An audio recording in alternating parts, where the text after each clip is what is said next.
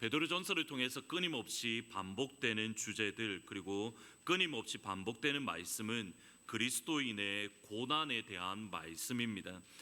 고난이라는 단어는 베드로전서의 명사나 또는 동사로 총 16번 사용되었습니다. 한 장에 적어도 3번 이상 고난이라는 구체적인 단어를 사용하고 있는 겁니다. 잭 웰치 전 주의회장은 기업의 핵심 가치는 700번 이상 계속해서 반복적으로 직원들에게 말을 할 때에 비로소 회사의 DNA가 될 수 있다라고 여겼습니다.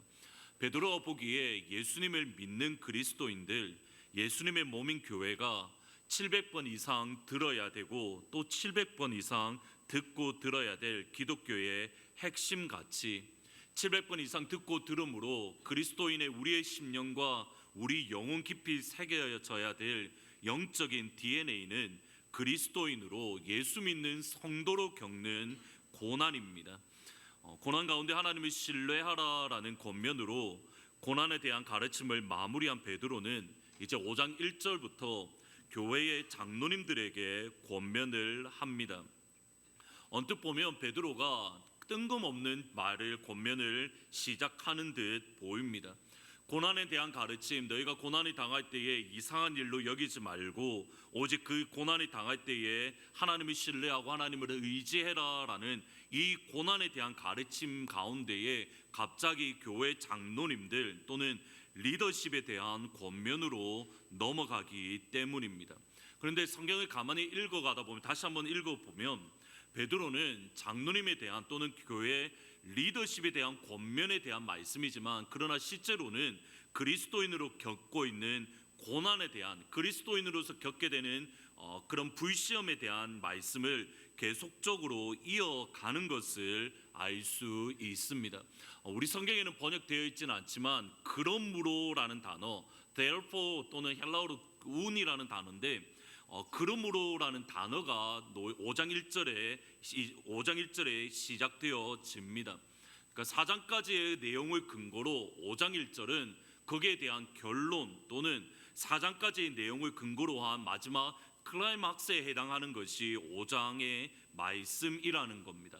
한번 4장 19절과 5장 1절에 나오는 그러므로라는 단어를 넣어서 한번 읽어보면 조금 더 이해가 될 것 같습니다. 같이 한번 읽어보시겠습니다.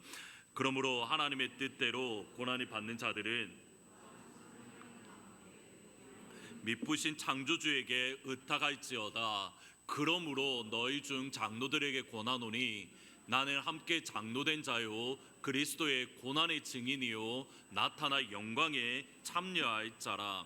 하나님의 뜻대로 고난을 받는 성도들이 선을 행하는 가운데에 그들의 영혼을 하나님께, 미쁘신 창조주 하나님께 의탁해라, 미쁘신 하나님께 신뢰해라라는 명령을 주자마자 그러므로 장로님들에게 권면하고 있습니다. 무슨 뜻이냐면 장로님 또는 교회 리더십을 통해서 베드로가 사랑하는 그의 자녀들 또는 교회에게 실제로 보여주는 교육을 하기 위함입니다. 다르게 표현을 하면 장로님들의 믿음의 삶 또는 교회 리더십의 신앙의 삶을 통해서 하나님의 뜻대로 고난받는 주의 성도들, 그리고 선을 행하는 가운데에 하나님을 의지하고 하나님을 신뢰하는 모습, 하나님을 신뢰하는 삶이 구체적으로 무엇인가 장로님들을 통해서 교회에게 보여주기를 원한 겁니다. 그러기에 5장 3절에 보면 장로님들에게 주는 권면의 말씀이 이겁니다. 맡은 자들에게 주장하는 자세를 하지 말고 양무리들의 본이 되라. NLT 성경에는 But lead them by your own good example. 너희들의 가장 선한 모범을 통해서 그들을 인도하십시오. By your own good example. 장로님들이 그 선을 행하는 가운데에 고난을 겪고 그리고 그 가운데 하나님을 의지하는 좋은 굿 example이 될 수 있다라는 말입니다. 고난과 관련해서 장로님 그리고 교회 리더십이 교회에 보여주어야 되는 믿음의 본, 신앙의 본이 과연 무엇입니까? 이 점을 기억하고 다시 한번 5장 1절을 보면 이렇게 말씀을 합니다. 너희 중 장로들에게 권하노니 나는 함께 장로된 자요 그리스도의 고난의 증인이요 나타날 영광에 참여할 자니라. 아시아에 흩어진 교회들 가운데에 그들의 장로님을 권면함에 있어서 베드로가 자신을 소개하는데 첫 번째는 나도 너희들과 함께 장로된 자다라고 말을 합니다. 그러니까 베드로도 장로님이다라고 말을 하는데 저희들이 기억을 하실 것이 뭐냐면 목회자 역시 역할은 다르지만 목회자 역시 장로님입니다. 저희가 속한 저희 교회의 교단 헌법을 보면 목회자, 목사는 가르치는 장로이고 저희들이 생각하는 당의 장로님은 칠위 장로, 그러니까 교회를 이끌어가는 다스리는 장로님으로 구분하고 있는 겁니다. 저도 장로이고 저희들이 생각하는 당의 장로님들도 장로님입니다. 그 근거가 되는 것이 방금 읽으셨던 베드로전서 5장 1절 말씀입니다. 그런데 보시면 베드로 역시 장로님들에게 권면을 주기에 앞서서 나도 너희들과 같은 장로인데 동시에 두 가지 표현을 덧붙이고 있습니다. 첫 번째는 그리스도의 고난의 증인이요, 두 번째는 나타날 영광의 참여자다라고 말을 합니다. 이것을 조금 문장을 분석해 보면 이렇습니다.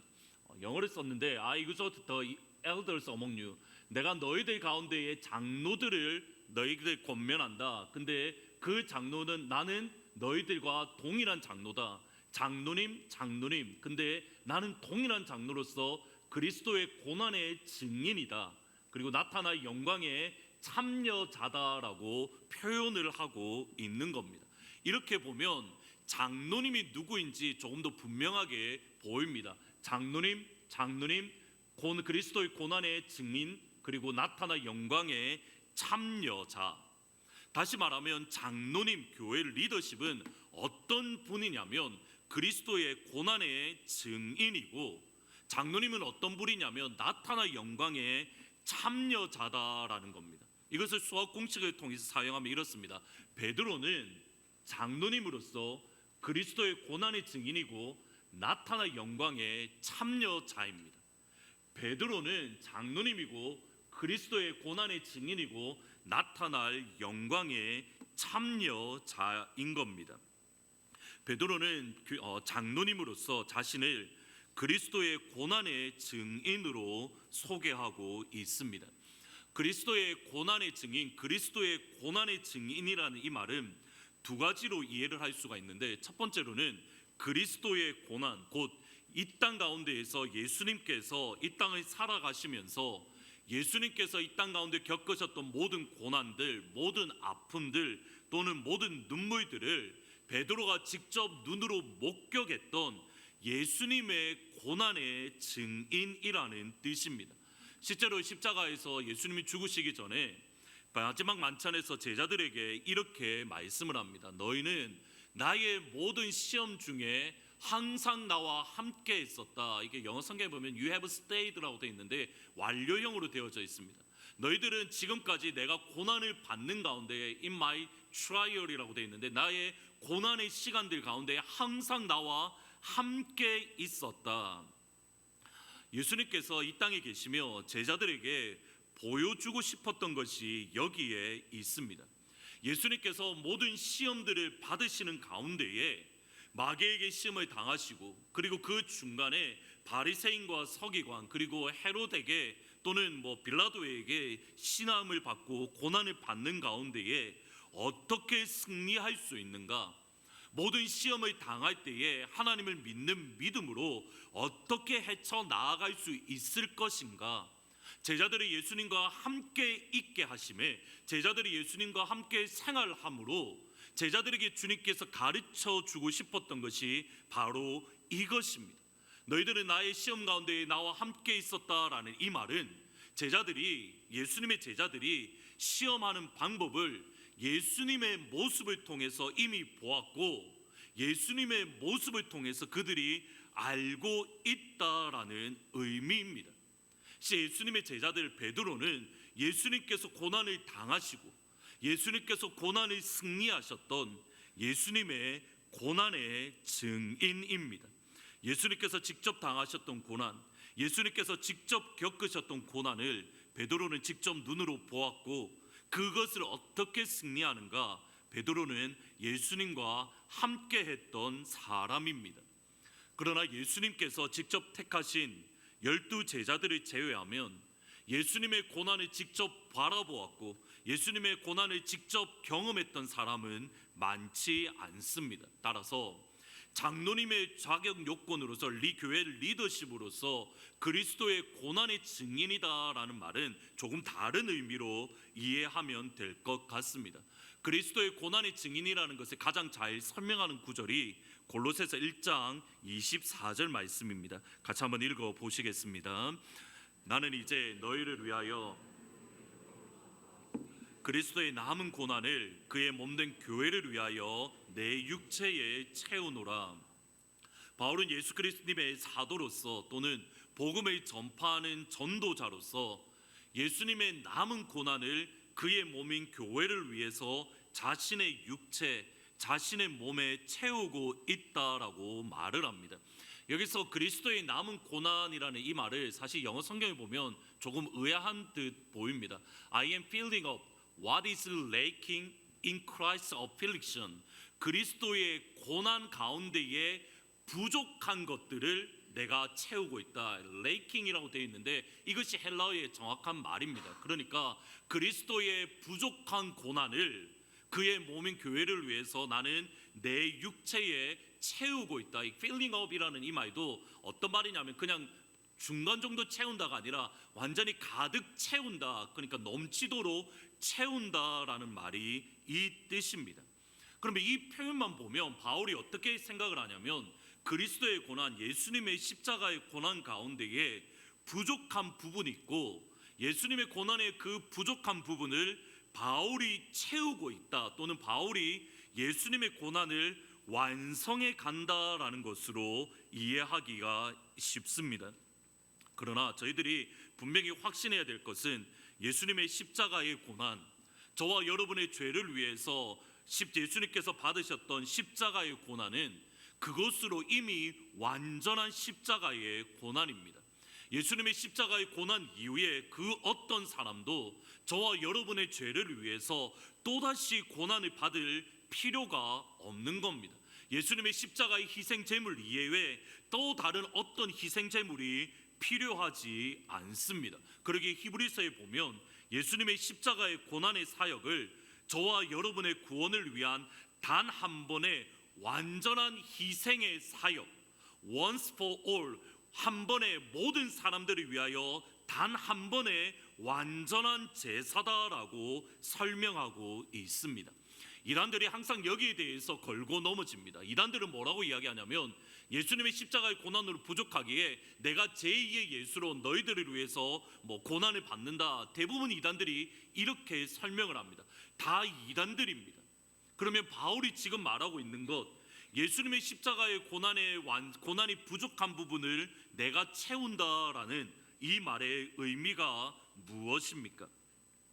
그리스도의 고난, 예수님의 십자가로 저와 여러분의 구원, 천국 복음은 분명히 이루어졌습니다. 그러나 예수님의 십자가의 고난, 예수님의 십자가 사역이 완성되는 날은 천국 복음이 땅끝까지 전파되는 그날, 예수님께서 다시 이 땅 가운데 오시는 예수님의 재림의 날, 천국 복음이 완성되어집니다. 따라서 넓은 의미에서 예수님의 십자가 사역, 예수님의 고난의 완성은 천국 복음이 땅끝까지 증거되어지고 전파되어지는 그날, 예수님께서 이 땅 가운데 다시 오실 재림의 날 이루어지게 되는 겁니다. 그리고 천국 복음이 땅끝까지 전파되어지는 과정 가운데에 성도들이 겪어야 되는 고난들, 천국 복음의 땅끝까지 선포하고 땅끝까지 전파되는 과정 가운데에서 하나님의 백성들, 하나님의 자녀들,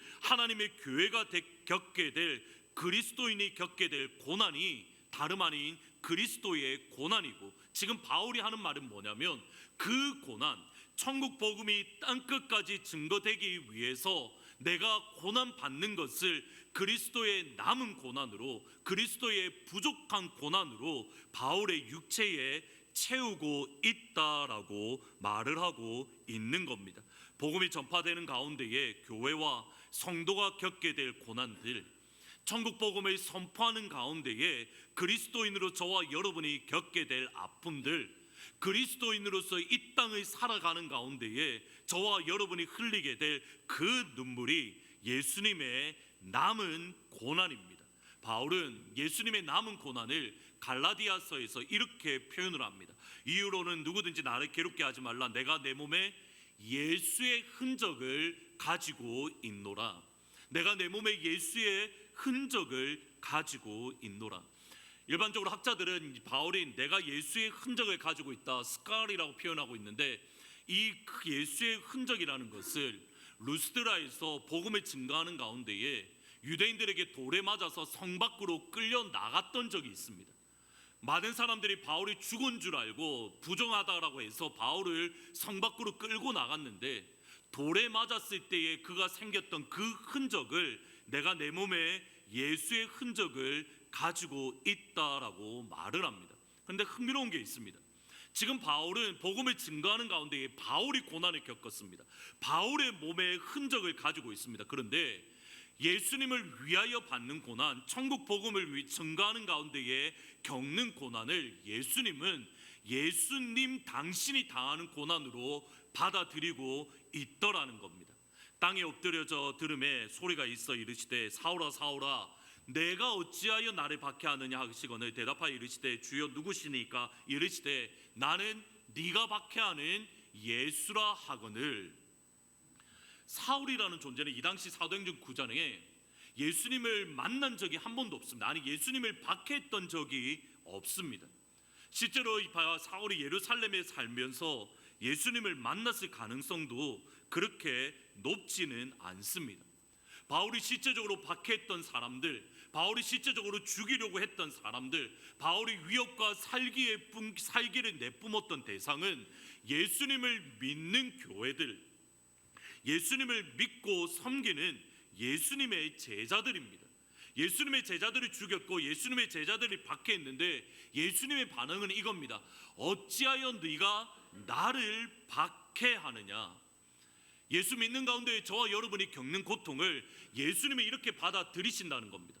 예수님이 당하는 고난으로, 여러분이 예수님을 믿는 가운데 흘리는 눈물을 예수님이 직접 흘리는 눈물로, 저와 여러분이 예수 믿는 가운데 겪게 되는 아픔들을, 고난들을, 상처들을 예수님 자신이 겪고 있는 고난과 예수님이 자신이 겪고 있는 눈물과 예수님 자신이 겪고 있는 상처들로 받고 있더라는 겁니다. 그러면 바울이 실제적으로 예수님을 위해서 겪었던 아픔들, 고난들이 무엇입니까? 한번 이 점을 생각하면서 고린도후서 11장 23절부터 27절까지 한 절씩 같이 한번 읽어보시겠습니다. 같이 한 목소리로 읽으십니다. 시작. 그들이 그리스도인의 일꾼이냐? 나는 더욱 그러하도다. 내가 수고를 넘치도록 하고 옥에 갇히기도 하고 더 많이 하고 매도 수없이 맞고 여러 번 죽을 뻔하였으니 유대인들에게 40에 하나 감한 매를 5번 맞았으며 3번 태장으로 맞고 1번 돌로 맞고 3번 파선하고 일주일에 깊은 바다에서 지냈으며 여러 번 여행하면서 강도의 위험과 광야의 위험과 바다의 위험과 거짓 형제 중에 위험을 당하고 또 수고하며 애쓰고 여러 번 자지 못하고 줄이며 목마르고 여러 번 굶고 춥고 헐벗었노라. 고린도후서 11장의 저는 문맥을 저희들 꼭 기억하실 필요가 있습니다. 고린도후서 10장부터 바울이 가는 13장까지 말하는 내용은 뭐냐면 고린도 교회에 바울의 사도됨, 바울이 예수님께서 파송하신 예수님의 제자다라는 것을 부인하고 거절했던 영적인 분위기에 대해서 반박하는 내용이 고린도후서 10장, 11장, 12장 그리고 13장까지의 내용입니다. 이 당시 바울이 고린도후서를 쓸 당시에 고린도 교회에는 자주 말씀드렸지만 슈퍼 어파슬, 고린도후서 11장 5절에 보면 지극히 크다는 사도들이 있었습니다. 슈퍼 어파슬이 있었는데 그 사람들의 특징이 뭐냐면 가만히 읽어가다 보면 이들은 설교를 대단히 잘했습니다. 바울보다 설교를 더 잘했고 두 번째로는 초자연적인 기적의 역사를 많이 일으켰던 교회의 지도자들입니다. 그들이 기도하면 병이 떠나가고, 그들이 기도하면 귀신이 쫓겨나고, 그들이 기도하면 안 될 일들이 열려지게 되고, 그들 앞에 놓여져 있던 큰 산들이 평지가 되는 역사가 일어났습니다. 그들이 설교하면 성도들의 심령 깊은 곳에 자리 잡고 있던 마음의 아픔들, 영혼의 쓴뿌리가 사라지고, 무너졌던 마음들, 무너졌던 영혼들이 회복되고, 눈물이 회복되는 일들이 슈퍼파스를 지극히 크다는 사도들의 사역 가운데 드러났습니다. 제가 만일 바울이라면 이렇게 말할 것 같습니다. 그들에 대응해서 나도 바울이, 나도 사도다. 그들이 사도라고 한다면 나도 사도고 나도 예수님의 제자다. 어떻게 설명할 거냐면 저도 이렇게 말할 것 같습니다. 그들이 설교할 때 성도들이 은혜 받았던 것처럼 나도 설교할 때 성도들이 은혜 받았고, 나도 설교할 때 성도들이 회복되어졌고, 나도 설교할 때 성도들이 쓴뿌리가 치료되었습니다. 그들이 기도할 때에 병든 자가 치료되고 귀신이 쫓겨났다면 나도 기도할 때에 귀신들이 쫓겨났고, 나도 기도할 때에 병이 치료되었고, 나는 기도할 때에 죽은 자가 살아나는 놀라운 기적을 행했습니다라고 바울이 사역을 통해서 일어났던 수없이 많은 영적인 일들을 고백할 것 같습니다. 우리가 착각하는 게 있습니다. 바울이 설교를 못했다라고 생각하는데 아닙니다. 바울 설교 정말 잘했습니다. 바울은 글도 잘 썼을 뿐만 아니라 설교도 대단히 잘했던, 사도행전에 보면 바울이 설교할 때마다 놀라운 일들이 일어났던 것을 보게 됩니다. 바울의 손수건만 얹어도 귀신이 떠나가고 병이 치료되는 역사가 일어났고, 그가 떨어졌을 때 2층에서 떨어졌던 유두고를 그가 껴안았을 때에 죽었던 유두고같이 살아나는 일들이 일어났습니다. 그런데 보셔야 됩니다. 바울이 자기가 사도됨을, 자기가 참된 목회자임을, 자기가 예수님께서 보내신 믿음의 사람임을 바울은 전혀 다른 방법으로 주장하고 있습니다. 어떻게 주장합니까? 설교를 잘한다, 나는 기적을 행한다가 아니라 바울은 이렇게 말하고 있는 겁니다. 나는 수없이 감옥에 많이 갇혔습니다. 나는 수없이 매를 많이 맞았고, 나는 여러 번 죽을 뻔했습니다. 나는 강의 위험을 겪고 있었고 강도의 위험도 겪었습니다. 여러 번 추웠습니다. 여러 번 굶었습니다. 여러 번 옷을 헐벗었습니다. 나는 목말랐습니다. 우리가 생각하는 것과 전혀 다르게 주장하고 있습니다. 잘 보셔야 됩니다. 바울이 나가 참된 하나님의 사람입니다, 예수님의 사도입니다 라는 것을 증명하는 방법이 뭐냐면, 나는 기적을 행했습니다, 나는 설교를 잘합니다가 아니라 나는 예수 때문에 이런 고난을 겪었습니다. 나는 예수의 복음을 증가하다가 나는 수없이 굶어 보았습니다. 나는 예수의 복음을 증가하다가 나는 여러 번 아파 보았습니다. 나는 예수의 복음을 증가하다가 강의 위험으로 나는 여러 번 죽을 뻔했습니다. 바울은 자기의 아픔을, 자기의 연약함을, 오히려 바울은 12장에 넘어가서 이렇게 말을 합니다. 내가 여러 번 기도했는데 예수님께서 하시는 말씀이 내 은혜가 내게 족하다. 더 이상 기도하지 말라. 자기가 기도했는데 응답받지 못한 것을 간구하고 자랑하고 있더라는 겁니다. 무엇 때문입니까? 그가 겪었던 아픔들, 그가 겪었던 고난들, 그가 겪었던 슬픔들은 날 게 아니라 그것이 다름 아닌 예수님의 고난이고, 그 예수님의 고난을 바울의 몸에 채우고 있기 때문입니다. 참된 하나님의 사람, 참된 예수 그리스도의 사람임을 바울이 증거하는 것은 내가 예수 때문에 이런 고난을 겪었고, 내가 예수의 흔적을, 예수의 고난에 내가 참여했다라고 바울은 말하고 있습니다. 설교나 놀라운 기적은 부차적인 겁니다. 그런데 오늘날 저와 여러분의 모습을 보면 반대로 하고 있습니다. 부차적인 것, 2차적인 것을 가장 중요한 것으로, 예수님의 몸 남은 고난을 우리에 채우는 것이냐 잘못 이해하고 있더라는 겁니다. 2016년도에 우리는 이런 목회자를 원합니다라는 설문조사를 했던 적이 있습니다. 그 설문조사 가운데에 새로운 목사님을 모실 때에 여러분이 가장 중요한 게 보는 게 뭡니까? 라는 것을 말을 했는데 두 가지입니다.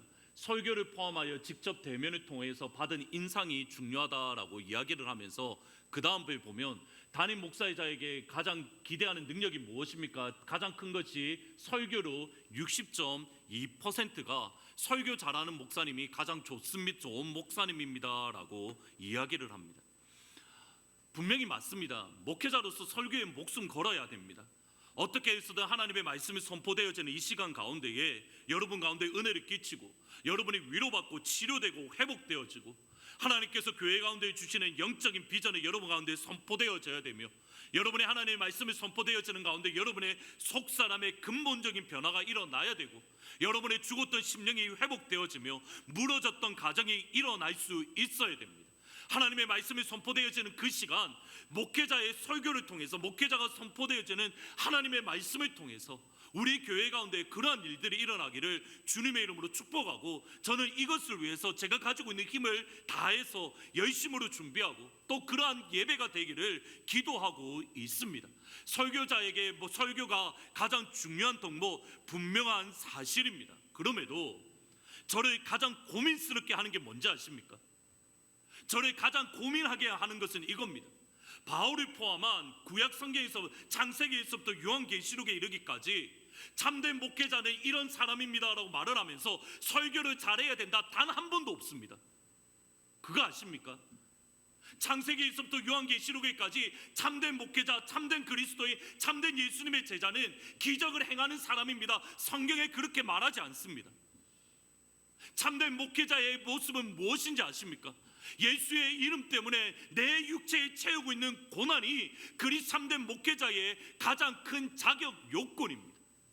그리스도의 이름을 위해서, 하나님의 몸된 교회를 위해서 헐벗고 굶주리고 춥고 배고프고 여러 가지 강의 위험과 동족의 위험과 배의 파손됨을 겪고 예수님의 위에 복음을 증거하는 가운데 돌에 맞고 죽을 뻔하며 성 밖으로 끌려가는 그것이 참된 목회자의 증거이지, 얼마나 설교를 잘하는가, 얼마나 말을 잘하는가, 얼마나 좋은 학위를 가졌는가, 얼마나 좋은 백그라운드를 가졌는가, 성경 그 어디에도 그것이 참된 목회자임을 증명하는 것이 아니라는 겁니다. 그런데 우리는 반대로 하고 있습니다.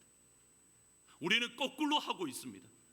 바울이 대적했던 슈퍼팟이 지극히 크다는 사도에 그것에 우리는 마음을 뺏기고 있고, 바울이 대적했던 그 지극히 크다는 사도를 우리의 목회자로 세우려고 우리는 달려가고 있고 우리는 추구하고 있는 겁니다. 오늘날 한국교회가 얼마나 하나님의 말씀 성경에서부터 멀어졌는가를 보여주는 것이 바로 이 내용입니다. 제가 정말 충격을 받았던 일이, 제가 아마 일평생 목회하는 가운데 잊지 못할 사건이 5년 전에 저희 교회에서 있었습니다. 저희 교회에 다시 와서 이렇게 멕시코에서 유카탄 선교팀을 이끌고 이렇게 단기 선교를 가려고 준비할 때였는데, 지민구 집사님, 최송미 집사님 아들, 첫째 아들 예준이가 있는데, 예준이가 어렸을 때부터 저는 이렇게 같이 금요 예배를 같이 받았기에 예준이랑 친한데, 예준이가 이렇게 아마 집사님이 목사님 이제 선교 간다, 다음 주에 선교 간다라고 이렇게 말했던 것 같습니다. 제가 선교 간다라는 말이 딱 듣자마자 예준이가 했던 말이 이겁니다. 엄마, 목사님 죽으러 가? 예준이에게 있어서는 그것이 멕시코가 되었든 북한이 되었든 아니면 중국이 되었든 아랍이 되었든 예준이에게 있어서는 선교 가는 것은 곧 죽으러 가는 겁니다. 근데 이게 얼마나 성경적인지 보이십니까? 이게 얼마나 하나님의 뜻에 하나님을 기쁘게 하는 것인지 보이십니까?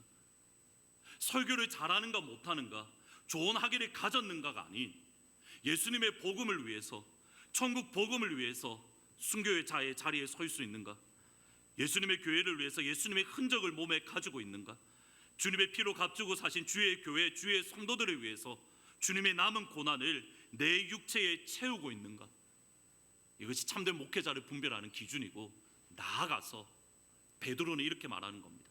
나는 너희들과 함께 장로된 자요 그리스도의 고난의 증인이요. 참된 목회자의 증거가 그리스도의 고난이라면 참된 장로님, 참된 리더십의 증거 역시 그리스도의 고난입니다.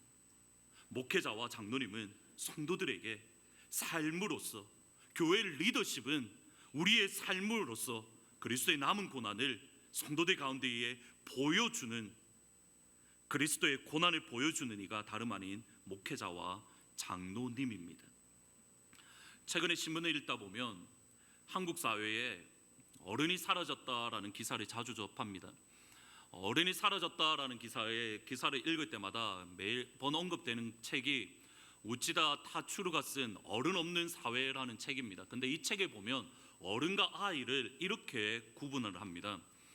길에 떨어져 있는 빈 깡통을 줍는 일은 누구의 의무도 아닙니다. 자기가 버린 것이 아니니까요. 그런 일은 모두의 일이지 자신의 일이 아니라고 생각하는 사람은 아이입니다. 어른이란 그럴 때에 선뜻 깡통을 주어서 주변에 쓰레기통이 없으면 자기 집으로 가져가 분리수거해서 재활용품 수거일에 내다 놓는 사람입니다. 아이와 어른은 딱 이만큼의 차이입니다. 우치다 타츠루에 의하면 어른과 아이의 차이점은 보여주는가라는 부분에 달려져 있습니다.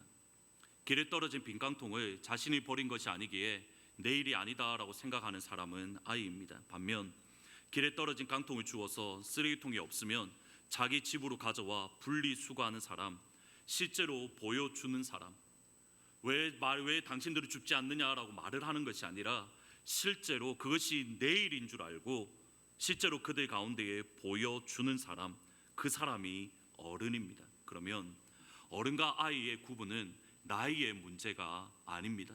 젊어도 어른일 수 있고 연세가 있어도 아이일 수 있습니다.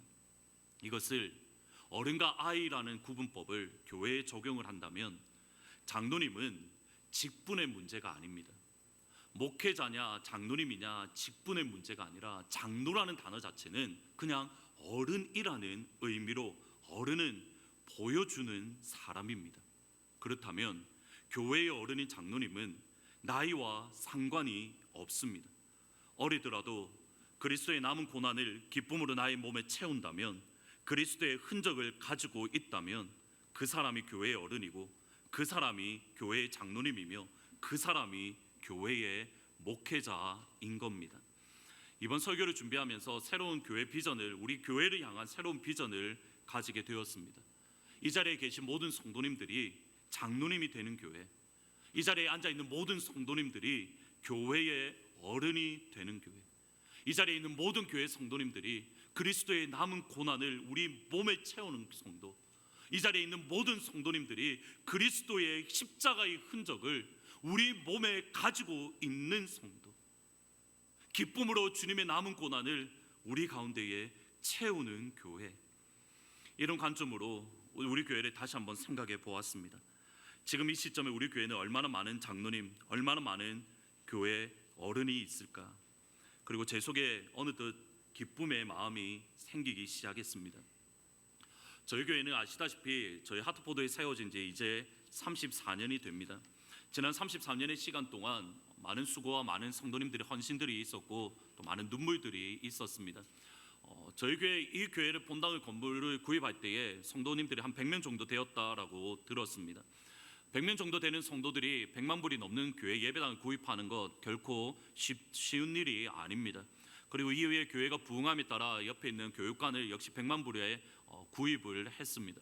근데 언젠가 제가 이 말씀을 드리는 이유가, 언젠가 은퇴하신 장로님과 교회에 대해서 이런저런 말씀을 나누는 가운데 알게 된 것이 있습니다. 교회 건축을 할 때마다 땅을 구입한다든지 본당을 구입한다든지 교육관을 구입한다든지 또는 사택을 구입할 때에 은행에서 대출을 받는데 그때마다 장로님들이 집을 담보로 대출을 받았습니다. 근데 한 장로님은 4번의 대출을 받으셨다라고 합니다. 그것이 작년에 저희들이 론이 끝나므로 이제 대한 담보가 모두 해결되었다라는 말씀을 들었습니다. 지금 저희들이 편안하게 예배드리는 이 공간은 누군가의 헌신, 희생이 있었습니다. 저희 윗세대의 헌신이 있었고, 제가 기뻐하는 이유는 그 윗세대의 헌신과 희생이 다음 세대로 연결되고 있기 때문입니다. 지난 주 중에 롱 베케이션인데 지금 아마 보시면 아시겠지만 주일학교 아이들이 뛰어놀 수 있는 공간 마련을 위해서 놀이터 인근 지역에 정지 작업을 지난 수요일부터 어제까지 계속 진행을 했습니다. 여러 집사님들 오셔서 나무도 자르시고 지금 바켓으로 땅을 평평하게 하는 작업을 연휴 기간 가운데 믿음으로 오셔서 작업을 밤늦게까지 하시는 것을 보았습니다. 황금 연휴 기간에 교회에 오셔서 섬겨주심에 진심으로 감사를 드립니다. 그 외에 PTO 분들이 BBS 때 오시고, 그리고 여전히 금요일 날 많은 분들이 오셔서 주일학교와 유스 아이들이 섬기는 것을 볼 때마다 진심으로 감사를 드립니다. 저희 교회에서 멀리서 주일마다 오시는 가정이 있습니다. 시간을 대충 따져보니까 집에서 교회까지 대략 1시간 반 넘게 걸리는 분들이 있습니다. 딱 여기서 뉴욕 볼더에 사는 분들이 있고, 로드 아일랜드에 사는 분이 있고, 매사추세츠에 사는 분들이 있고, 대략 1시간, 정말 원웨이가 1시간 반이고 왕복으로 3시간 넘게 운전하는 분들이 있습니다. 그분들이 오셔서 찬양대로, 통역으로, 코화장으로 섬기는 젊은 커플들, 말 그대로 30대 커플들이 있습니다. 그 중에 한 커플은 아기를 낳은 지 한 달 만에 그 아기를 데리고 일주일마다 1살도 안 된 아기를 데리고 교회 주일날 1시간 반을 운전해서 교회에 와서 코화장으로, 찬양대로 또는 트랜슬레이션 통역으로 섬기는 커플도 있습니다. 목회자로 정말 미안한 마음이 있지만 동시에 이들을 볼 때마다 저에게 큰 기쁨이고 위로고 격려가 됩니다. 그 외에 저희 교회는 어른이 있었고, 어른의 발자취를 따라가는 젊은 세대가 있는 교회라는 것을 얼마든지 말씀드릴 수 있습니다. 모든 세대가 하트포드 제2장로교회는 주님께서 나를 파송하신 나의 교회라는 마음으로 함께 세워가는 것을 볼 때에 진심으로 감사를 드립니다. 예수님의 고난의 증인, 예수님의 남은 고난을 채우는 예수님의 흔적으로 가진 어른으로 가득한 우리 교회를 담임 목회자로 섬길 수 있어서 진심으로 감사를 드립니다. 그러기에 베드로전서를 마무리하는 이 시간, 제가 할 수 있는 최고의 축복으로 오늘 설교를 마무리하려고 합니다. 5장 10절부터 11절 말씀 같이 읽어보십니다. 모든 은혜의 하나님,